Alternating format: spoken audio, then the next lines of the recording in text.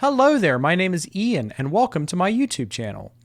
Today, we'll be taking a look at the highly anticipated new release from Zappa Records and Universal Music, Cheaper Than Cheap. Originally taped and recorded at the Mother's Rehearsal Studio, Discreet, on June 21st, 1974, Cheaper Than Cheap provides a unique snapshot of this point in Frank Zappa's history. The band were coming off of the Mother's 10th anniversary tour, as heard on the Edinburgh PA show on Roxy and Elsewhere, and the Erie boxed set. Band membership at this point was fluctuating. Keyboardist Don Preston, trombonist Bruce Fowler, trumpet player Walt Fowler, and drummer Ralph Humphrey had just left the band, and percussionist extraordinaire Ruth Underwood had just rejoined. Making the lineup at the time of this recording: Frank Zappa, guitar vocals; Jeff Simmons on guitar and vocals; Napoleon Murphy Brock, tenor sax and vocals; George Duke, keyboards and vocals; Ruth Underwood, percussion; Tom Fowler, bass; and Chester Thompson on drums. 1974 was a big year for Frank's music.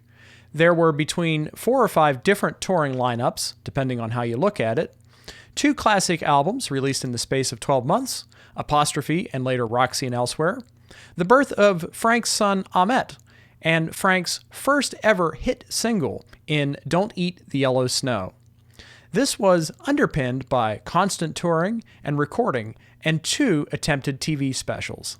The first of the 2 TV specials in 1974, from June 21st, remained unreleased until now. Much like the Roxy movie footage filmed in December of 1973, the main obstacle that prevented the discrete TV special from being completed at the time was audio sync difficulties. Thankfully, with today's technology, David Crosthwaite at DC Video in Burbank, California, was able to successfully sync audio to picture, and the 2-hour TV special has finally seen the light of day. This has been completed with a new Dolby Atmos presentation, mixed by Eric Goebel and Karma Auger, and released on various CD, Blu-ray, and vinyl editions. As you can see, I elected to pick up the cheaper 2-CD Blu-ray variant because I'm not much for vinyl, and I'm mostly interested in the Blu-ray and multi-channel presentations. The packaging design is once again excellent, filled with full-color photos and a thick booklet, complete with informative liner notes from vaultmeister Joe Travers. Ruth Underwood's notes are beautifully written and worth the price of the set alone. You can tell she loved Frank and saw him as a dear friend. With Frank's cold reputation at times, I love that these archival releases show the warmer, more human side of him and present a much more complete picture of who Frank the person was. I do find that sometimes the discs and booklet can be a little bit difficult to remove from the packaging, but overall, I have no complaints here. So a few weeks ago, I said that this Zappa release was one of my holy grails. Does it live up to expectation? Much like the Whiskey A Go-Go 1968 performance released last year, a small audience was invited to witness the taping of this performance, giving it a unique and warm vibe. Warm being the operative word here, as the studio itself that summer was extremely hot, to the point where Duke's keyboards were too hot to play. Additionally, the relatively new lineup presented a challenge, and Frank recorded a couple of takes of each piece with the intent of editing together the best bits. This gives Cheaper Than Cheap the feeling like you're watching a studio session as much as a live performance. And while at the time perhaps the performances and the shot-to-videotape footage weren't quite up to Frank's standard, the benefit of 50 years of history softens this and casts a new light upon the proceedings. In Ruth Underwood's masterfully written and impassioned liner notes for this new release, she states that the footage and performances show Frank at his most human. I definitely agree with this, and I love seeing the behind-the-scenes footage of Frank running back and forth from the audio truck to the studio, as well as visiting Cal Schenkel and Bruce Bickford in their respective art studios, and generally being the guy in charge. At times, the tempos can be a little bit under what we expect from Zappa music of this period, especially songs like Montana. But I really don't mind this because they actually feel closer in feel and spirit to the studio album versions. Frank's guitar playing is absolutely incendiary, and he's at the height of his creative powers here. I found so much joy in watching his spontaneous compositions fly out of his fingertips and fretboard, and may have even reached an epiphany of sorts on his playing in general watching this. Frank was an absolute genius at using unmusical sounds and unique phrasings in the most musical ways possible, and I might even declare this version of More Trouble Every Day my all-time favorite. I must commend the stalwart drumming of Chester Thompson, who at this point was learning to cope with the absence of Ralph Humphrey and attempting to cover both parts written for the two drummers. His playing is absolutely ferocious, and the look of concentration I see on his face as he's navigating these tricky passages is thrilling to watch. Lead singer and saxophonist Napoleon Murphy Brock is at his absolute peak here. My favorite Zappa vocalist, and a perfect foil to Frank as a singer. Listen to More Trouble Every Day. When they sing together, it approximates Frank's double-tracked vocals on albums like Apostrophe and Overnight Sensation. George Duke is one of my absolute favorite musicians of all time, and he's mesmerizing here, navigating several pianos at once, Rick Wakeman style, while also singing and being one of the most entertaining people on stage to watch and listen to.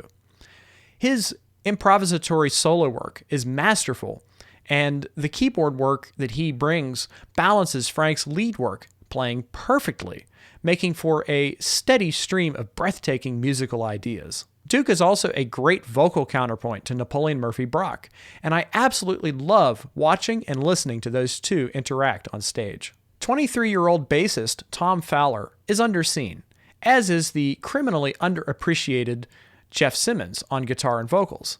But we do hear Tom better than ever, with a huge amount of the mix being centered around his bass work.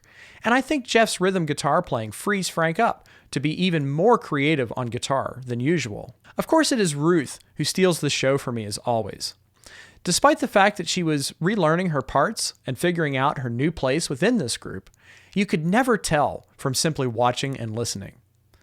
I cannot take my eyes off of her every time she's on screen.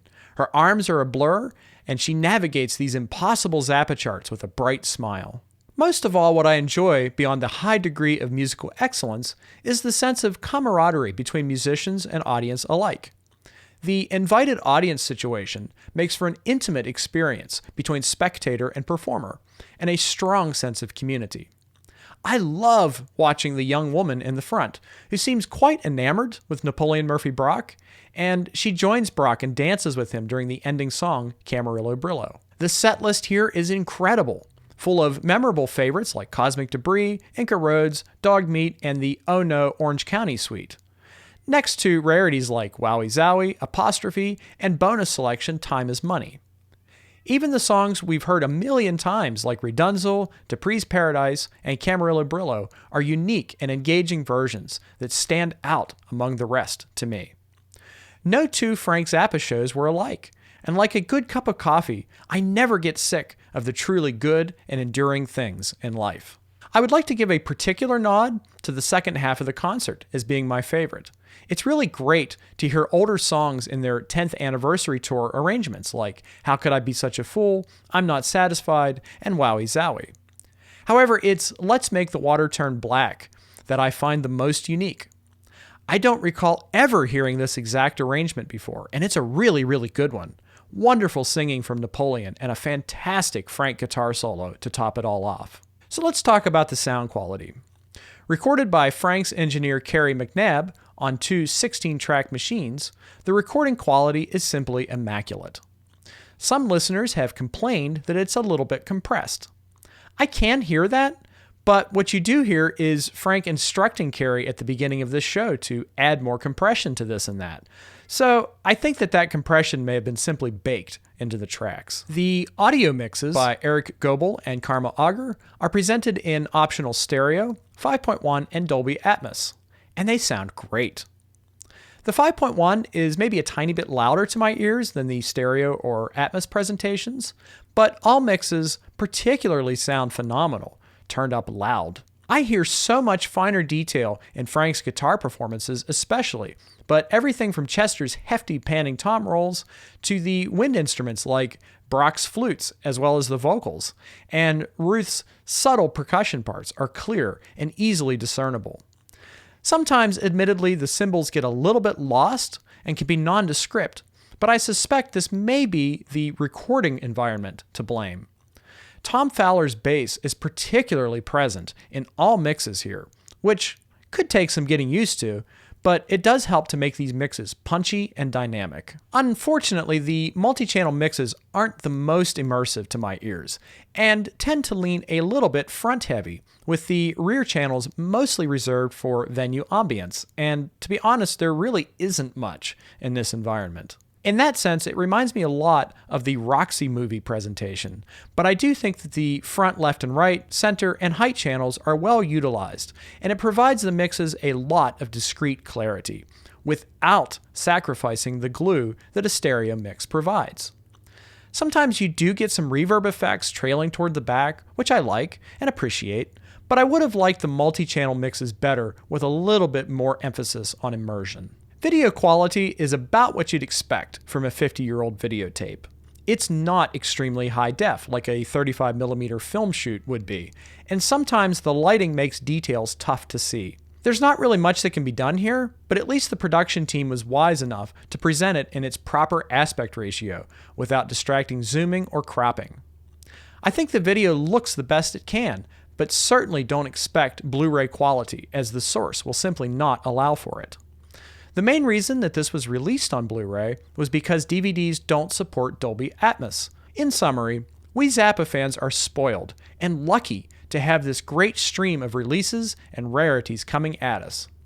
To me, this is yet another fine release from Ahmet Zappa and Joe Travers, Zappa Records, and Universal. If you have even the slightest interest in this, which apparently you do because you clicked on this video, I implore you to pick it up and support the fantastic Historical Vault release program. This is something truly special indeed, and it's been a catalyst for me to go back and explore Frank's music again. Keep them coming, I say. You can purchase this from Zappa.com or wait till the general release on June 27th. But in the meantime, don't forget to like this video and subscribe to the channel. If you'd like to hear me talk more about this release, you can check out the archive of my live stream, which I conducted with my friend and Zappa expert, Jocko. It was released earlier this week, and you can watch it at any time at your leisure. So, did you have the chance to pick this up and hear it yet? Let me know in the comments below. Till next time, see you later.